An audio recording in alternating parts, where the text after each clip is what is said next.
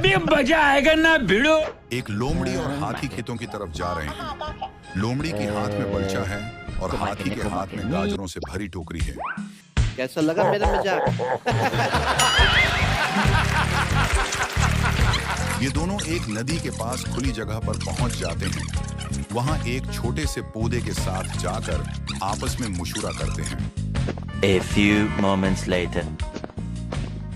आखिरकार ये दोनों थोड़ा से आगे जाकर बलचे की मदद से खड़ा खोदते हैं और हाँ, गाजरों को लगा देते हैं।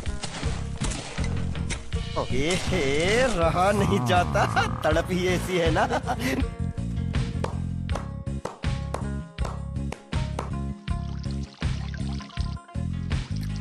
फिर उन्हें पानी देते हैं तो गाजरें दिनों ही दिनों में बढ़ जाती हैं। तो ये दोनों गाजरों को देखकर खुश होते हैं।